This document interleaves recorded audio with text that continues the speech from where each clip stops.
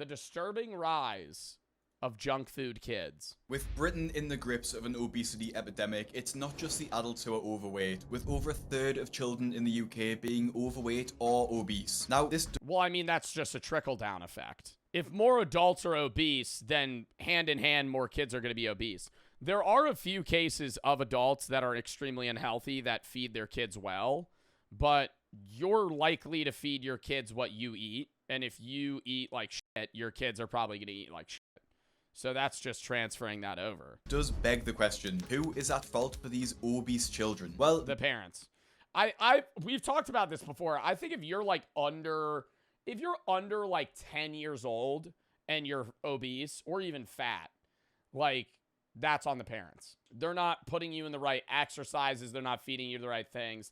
I think once you're at the level where it's like, you know, you could ask for different foods and be like, Mom, Dad, can you just give me something else? Like, I'd rather eat this. This is healthier for me or something.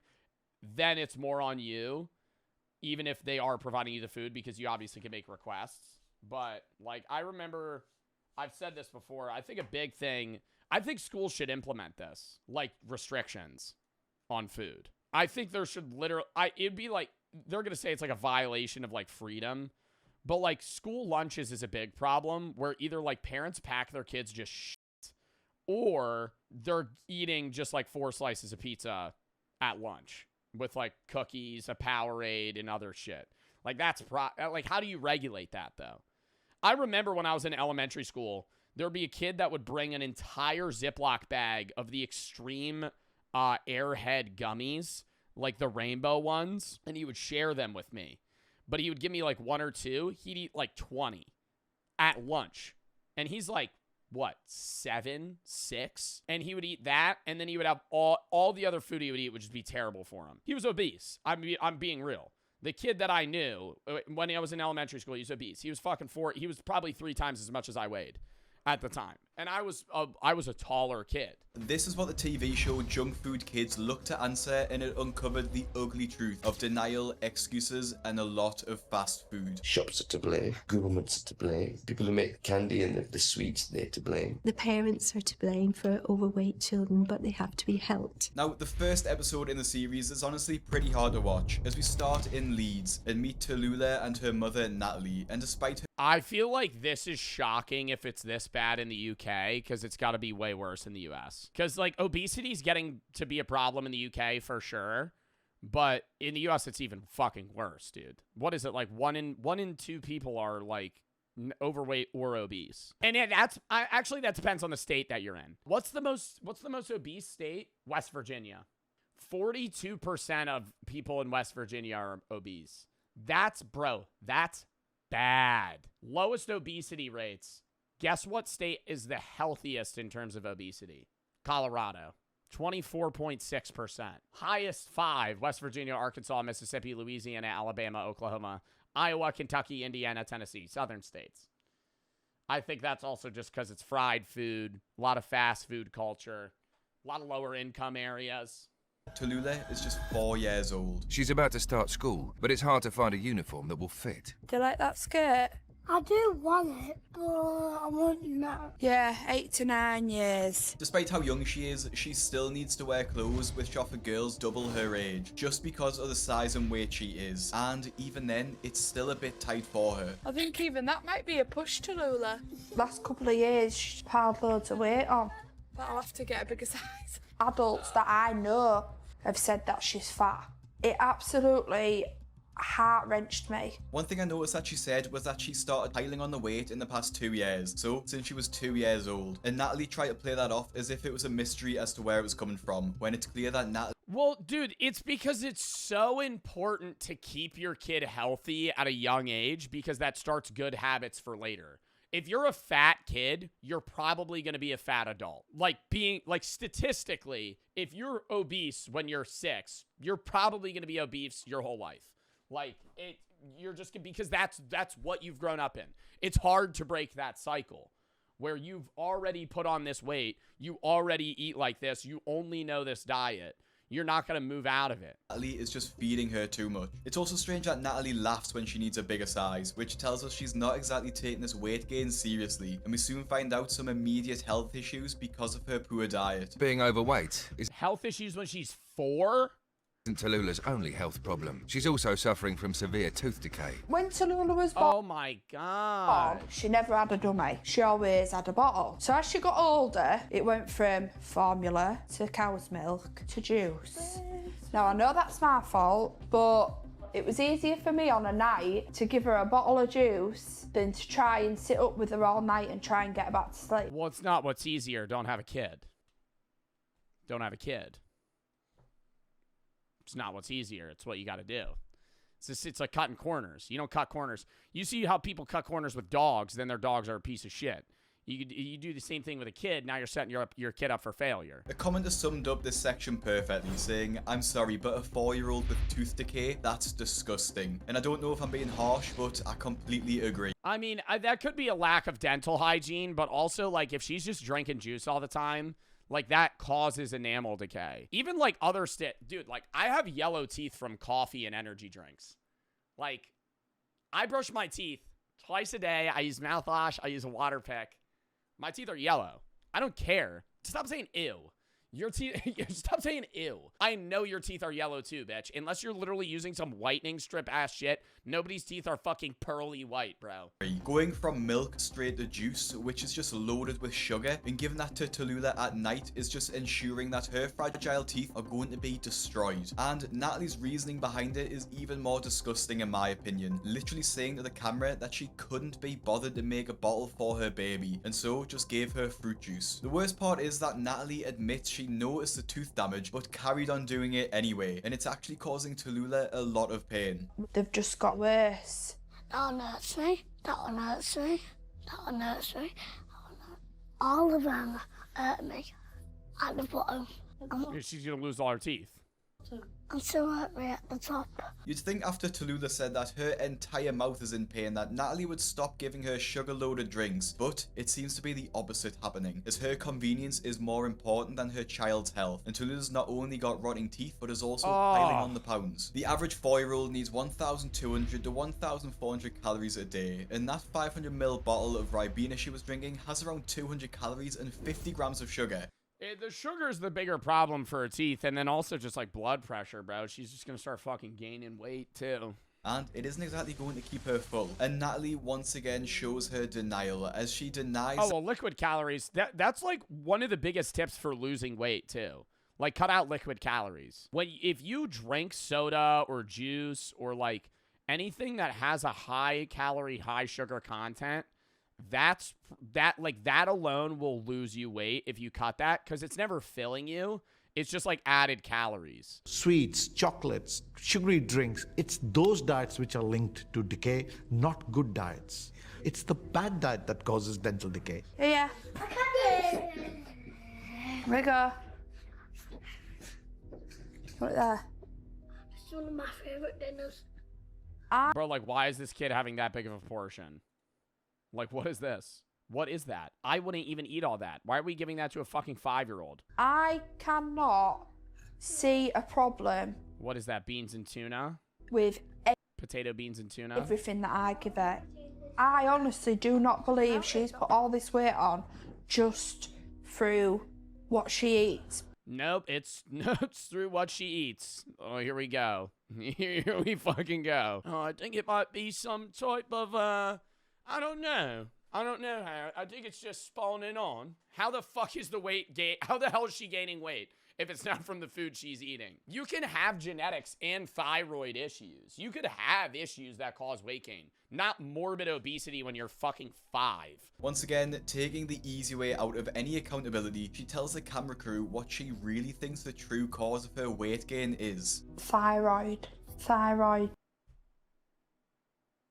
I know people with thyroid conditions, and they gain weight, but they're still in a healthy BMI.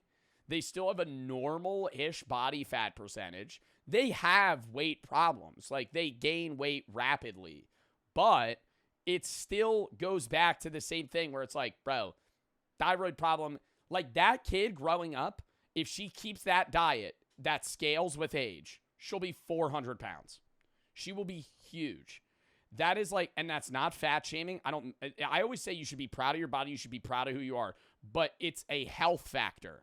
That's all I care about, is like, as long as you're not at risk of like heart disease or like high blood pressure to diabetes, who gives a fuck, right? If you have, 30, 40 extra pounds on you, that's fine. If you're healthy, you're good. But it's like, that kid's not healthy. That kid has rotting teeth.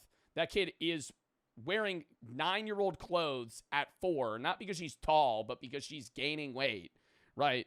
Like, you're fucking feeding your kid like shit. Tallulah has been sent to the hospital as the pain in her mouth has become unbearable. However, before they even get there, Natalie showcases her awful attitude towards Tallulah's health, as she can't even be bothered to make sure she gets to the dentist on time. Today, Natalie has to take Tallulah to see the hygienist. It's an appointment they have to attend before the hospital will see Tallulah. But it starts in 10 minutes, and it's 8 miles away. Tallulah! That's the top! Tallulah! Oh. Brilliant. Oh, I'm crashing out, bro. Kid ain't listening to me. You got an appointment. You want to have your teeth fall out of your mouth? That's what you got to sit him down and say that. You got to look him in the eye. Do you want to have no teeth? Do you want to gum down all the foods you eat for the rest of your life? All right, get in the fucking car. Let's go. It means I'm gonna be late. So, this is not working out well at all. Instead of still going to the appointment, profusely apologizing for being late, and getting much needed help for Tallulah, Natalie decides to go home instead and watch TV. She even belittles the dentist's work by saying she doesn't need their help, and Tallulah wouldn't listen anyway. Tallulah hasn't gone to today's appointment, but Natalie wasn't convinced by it in the first place. I like saying in how to brush your teeth. Obviously, she's still only 4 and, it's quite difficult to get her to brush her teeth properly as it is. Never mind do it in... Yeah, you got to watch them. You got to watch them. It's not, bro, they're not an adult. You don't just be like, oh, you brush your teeth. You got to physically stand there and go brush your teeth and then watch them brush your teeth. Circles and brush these this way and that way. They're not... I don't think it'll be easy. I'm not sitting here acting like I'm going to be fucking star parent, but I recognize, like, it's going to suck, right? Having a kid is bad. It's not easy. It's a job, right? Having a kid. Why would you want to brush your teeth when you can sit downstairs and watch a bit of, Peppa Pig or do something else, It's like it's a chore for her. It's hard to believe what you hear when Natalie talks. Tallulah's teeth are literally rotting out of her mouth, and she's saying that brushing her teeth is too difficult to enforce, so she just lets her watch Peppa Pig on a night. Now, it's not just me and you who are outraged by this, and YouTube commenters felt the exact same, saying the fact that she blamed a thyroid problem and then couldn't be bothered to get her daughter to the dentist on time speaks volumes. Or even see if she has a thyroid problem. Didn't go to the doctor for it, just... Oh, yeah, I have a speculation it's probably a thyroid problem. And I have to say, Tallulah's story only gets worse from here, as we see what Natalie buys her and her brother in a weekly shop. It turns out, though, the children can't even wait for that to finish, as Natalie gives them food to eat during the shop. I hate when people eat in grocery stores. I didn't know that was a thing until I went to the grocery store with Brooke one day, and we're shopping, and she opened the bag of chips, and I went... oh, we haven't paid for that. And she was like, you just scan it at the aisle. And I'm like, yeah, but I feel like I'm like, I don't know. I feel like that's a little crazy, Open the chip bag prior to. I think with chips, it's not as bad because it's an easy bag versus them literally ripping open a case of sushi and starting to eat it in the fucking grocery cart. Like, that's a full-ass meal. One of the biggest tests of her control comes with a weekly shop. I gotta get him something to eat quickly, just for while we're going round so they don't whinge and moan. What is this stuff? It like pre-made sandwiches? What is this? What's in that again? Cheese and onion. I reckon it's got a bit of mayonnaise in it or something as well. You're getting apple juice to share. Right. Let's go shopping. As they walk around the shop, it seems like she makes a beeline to the crisps, or the chips if you're American, and gets the biggest possible bag she can, which she admits will only last her around 3 days. Just gonna get some crisps now, because obviously they're convenient, snacky. See, that'll last me a few days. A 20-pack Well, maybe like most of this. prawn cocktail? Okay, side question. What are these fucking flavors people on the other side of the fucking ocean are eating right now? What the fuck? Prawn cocktail is a fucking flavor in the UK? It honestly seems like Natalie has no shame about her laziness, as she constantly talks about how she puts her convenience and snacks over her kids' health. She even claims that she tries every day to make a home-cooked meal, but can't be bothered to cook for 2 hours. Nah, that's the same shit, bro. They'll do a home-cooked meal. Oh, you see them on TikTok. We were talking about this, where it's like, oh, it'll be like, oh, making a dinner at a hardworking mom making a dinner for 4, and it's fucking wet French fries and like microwaved chicken tenders. Like, bro. And some of the comments will be defending it, where it's like, hey, she had a long day working for her kids. And I'm like, I get that, but it's like, at the same time, you're working hard for your kids so you can afford good food for them, not so you can work hard so you have a nicer house, but then they eat like shit and die 20 years younger.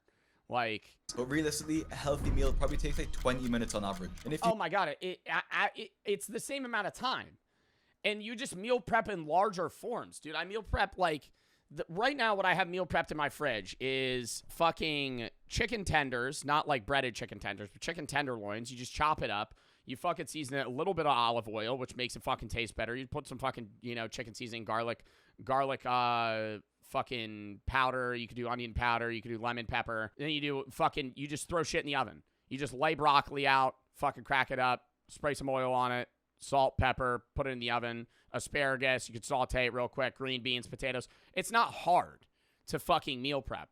I hate when people say that. It's time consuming sometimes, yeah. I could meal prep for 5 days in like 40 minutes. And yeah, that's one person. But you just upscale everything.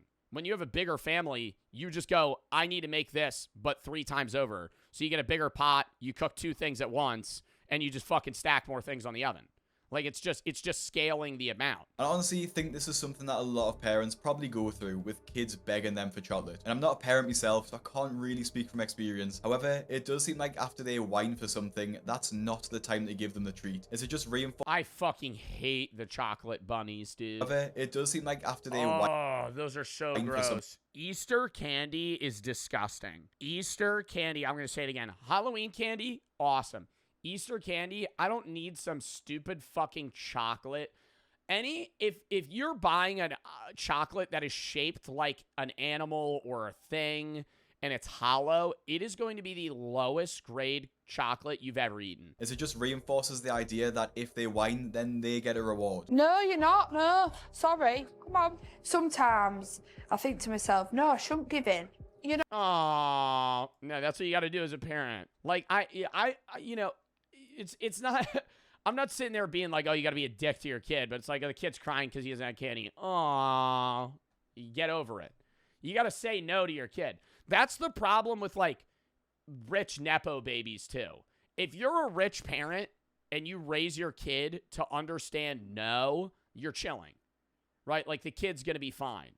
But if you're like just getting the kid everything they want and falling into them, like that's when they become a piece of shit. Like you have to either like, I think poor kids grow up well because the parents say no because they can't buy the kid the thing they want. Rich parents' kids will grow up well if they selectively say no on purpose, even if they can afford it.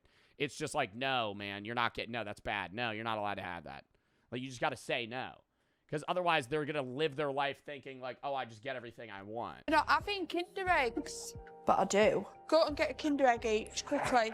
Unfortunately, some kids just persist. Eventually, the parents have to give in. Yeah, dude, I just feel like I'm not giving in. I'm not giving in. I would have a personal grudge at that point. That'd be like winning at that point. If my kid was crying at a grocery store like, I need a Reese's peanut butter cup, starts making a scene,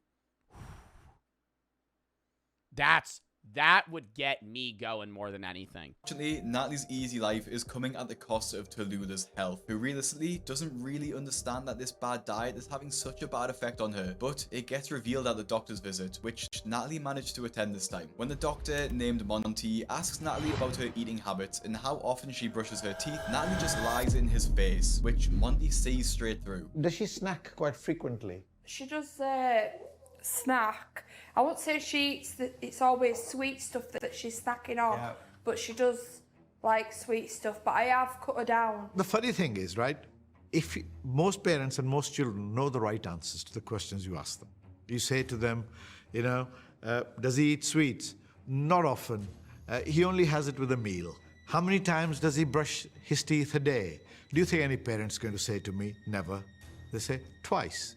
Every parent knows what the right answer is. So, of course, we have to be a detective. But these lies are soon exposed when Monty takes a look at Tallulah's teeth, and it's a heartbreaking sight, as her mouth is just filled with abscesses and rotten teeth. Tallulah even admits that sometimes the pain gets so bad that it wakes her up at night, which honestly should be a wake-up call for Natalie herself. And although Monty says he isn't allowed to blame the parents, it's safe to say the fault falls directly onto Natalie for this. Because Tallulah is so young, the effects of her obesity won't be of immediate concern, but just the fact that her daughter has rotten teeth, has an insatiable hunger, and wakes up in pain during the night, or because Natalie, to be blunt, is too lazy to give her the proper care, it's a heartbreaking situation. Now eventually Tallulah is taken into surgery to deal with her rotten teeth, and the sight of her daughter being put to sleep Bro, that shit gets you geeked though. I remember I had to get a mole removed and they put that shit on my fucking face. Start having a conversation with you, you're just like, yeah. Just out. Literally just out. Literally, like, that's straight up teleporting. Surgery to deal with her rotten teeth, and the sight of her daughter being put to sleep seems to finally trigger something inside Natalie to take accountability for what she's done. Sadness and guilt all mixed into one. You don't even feel anything either. It's not like there's no high on anesthesia. You just pass out. Like, you literally, but it's not like a painful pass out. It's like a Sleeping Beauty slumber. Like, you're just like, wow, I'm so tired. My world, it's my choice what I've given her, and the foods and drinks that I've given her is up to me, so it's not her fault, is it? It's my fault. But I'm not gonna cry. I'm just strong. This is a far cry to her attitude at the beginning of her episode, where she wanted to blame everything and anyone except herself. And this is like Denise's parents, who is older than Tallulah, so can make her own decisions. However, she isn't exactly being supported by her family, and that has meant she weighs a staggering 224 pounds at the age of... Oh my god. Just 13 years old. I've spoken a bit about the physical effects of a poor diet, such as obesity and tooth decay, but having an older girl allows us to look at the mental impact of being overweight, and it's heartbreaking to hear at such a young age. I think my weight affects the way I feel about myself. Oh yeah, insecurity, and then even people like making fun of her. Girls like to look really, really, really nice because of the boys. People don't judge you by the way you are, by the way your character is. They judge you by the way you look. My heart broke for Denisa. She actually wanted to try. I think that's like heavily true when you're younger too. Like, character is more something people judge by as you age. When you're like, dude, when you're like 10, 11, 12, 13, it's like, if you wear cool clothes and you look cool, you're cool. It doesn't matter if you're a dickhead or anything. It's just like, you're cool. But her parents wouldn't back her up, and this will be proven very soon as they check her into a bariatric hospital for weight loss surgery, like the ones we see in My 600 Pound Life. Personally, I find it shocking that the parents, while being overweight themselves, are even considering this. They would rather take the easy way out through surgery than change up the entire family's eating habits. And that might sound harsh, but there are others who feel the same. It's disgusting that Denise's parents would rather put their 13-year-old girl through life-risking surgery than just change her diet. Her obesity isn't because she moved countries or because she's spoiled, it's simply because her parents are terribly overweight and they are passing their bad habits onto their child. Simple as that. My heart is breaking for her. And the doctors agreed too, insisting they actually try a real weight loss diet before going for surgery. I think all of us intuitively instinctively feel that it's a last resort? In the first instance, I think we like to try and make sure that we've tried everything from a sort of diet and exercise point of view. Generally, our process is that you have to really try everything we can to help first before going ahead with something like an operation. So Denisa and her family get put on a strict schedule so that Denisa can avoid having to have this incredibly drastic surgery. Well, strict schedule, and then you get to the worrying point where it's like, at some point you have to get like skin loss surgery too, or skin reduction surgery, where if you're so overweight and you lose all that weight, like you'll look like a shell of yourself because like your skin won't go back to a like normal elastic self. Like it'll just be flabby. Like you'll just have extra skin. And like most people that lose that weight are usually like proud of it because it's like, hey, I've like lost all this weight to the point where like you can see. But then usually like it could be pretty expensive to get that removed. And then you also have scars. And so this 13-year-old girl doesn't have to go through that. However, in literally the 15 minutes after this appointment, her parents have taken her to McDonald's. 15 minutes after leaving the hospital, Denise's parents take her for one last treat. I think this clearly shows the parents' deluded mindset, as they call it one last treat, but clearly they go more often than not, and maybe it's more of a treat for them than Denisa herself. Poor education and weight gain. Dude, how often would y'all eat McDonald's or fast food when you were younger? I would only get that shit with my grandparents. It would be like once every other month, like 6 times a year I would get. Now I eat fast food more, which is bad. But that's because I have money now, so I'm just like, oh, I'll buy fast food. But, nah, it used to be like once every other month, my grandpa would be like, you want to get McDonald's? And then like 8-year-old me would go, what? What? 10-piece chicken nugget meal? Barbecue sauce? I'd start freaking out. I used to eat, my mom used to make me good food, but I mean, she also didn't have a lot of money at the time. I would eat like fish sticks and shit, bro. I remember those nights. Fish sticks and green beans. Just a shitload of green beans and fish sticks. That shit was gross. Gross. Better for you than other stuff, but gross. Not like wet fish sticks. Gain has probably led up to this point, and the incredibly easy access to fast food, of course, has allowed Denisa's weight to skyrocket. Now, the family are also originally from Romania and found food to be much more accessible in the UK. In our country, if she asked something, I said, sorry, I don't have money to buy it, you know? But here, when we come, food and sweets and, you know, everything you see, you buy it because it's cheaper. But it's not, though. Like, I never understand that fucking mentality. It's like, yeah, I mean, in the U.S. nowadays, fuck no, it's not cheaper to go get fast food 3 times a day than fucking meal prep. You're crazy if you think that you going to a fucking fast food place 3 times a day. Maybe if you're getting like a $5 biggie bag at Wendy's. Even then, you buy a fucking 5-pound bag of rice, like brown rice, beans, and like some other shit, beans, and then even like just like base vegetables that are cheaper. Like you meal prep in bulk, it is way cheaper. She's coming. Oh, Daddy, can you buy this to me, please? Yeah, and again, I cannot resist.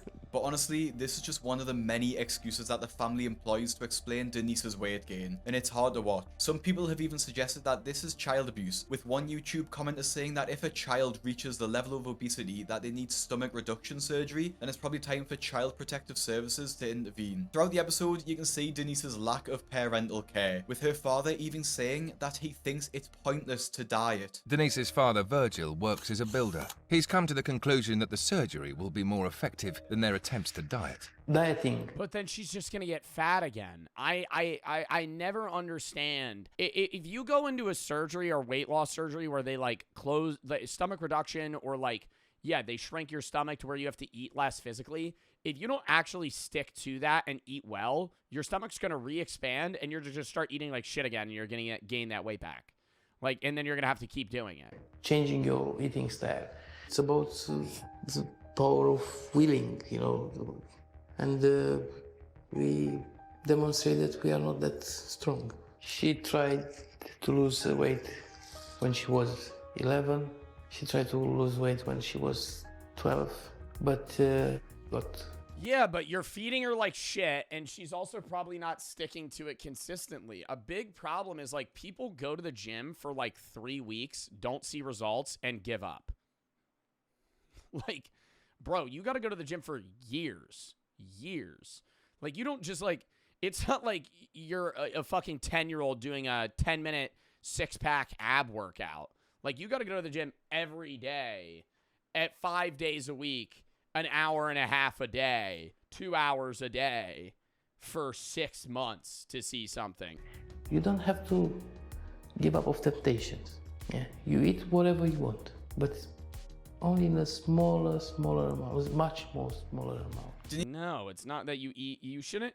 Your form of dieting shouldn't be, oh, I'm still gonna eat fast food and I'm still gonna eat chocolate and I'm still gonna eat all this shit every day, no vegetables, no fruit, I'm just gonna eat less. Then you're not getting the nutrients you need at a day-to-day basis. Like, you could still have junk food. I eat Uncrustables every day. I eat certain foods that aren't great, but you have to match that with things that are good for you. Denise's episode ends on a pretty tragic note too, with the fact that Denise is now showing signs of diabetes, and her family are now pushing even harder for weight loss surgery. And honestly, after watching both of these episodes and looking at the effects, the excuses and more, I do want to come back to the question in the beginning and look at who is to blame for these obese children. And at the end of the day, I think it's clearly the parents' fault that the children are in this situation, but there's a little bit more to it than that. A lot of the people featured on this show are from low-income households, which is just a whole other stress added to life. And I do understand cooking can feel like a massive task at the end of a stressful day, so to some degree, it is understandable they turn for fast food. However, the levels these parents have allowed their bad habits to go is... I think turning to fast food for a portion of things isn't bad. Like, it's just the level of obesity in that kid. Having a kid that's slightly overweight isn't that big of a deal, but it's like, dude, you're like 13, 5'6", 223 pounds. Like, that's on the parents. All right. BO7 trailer.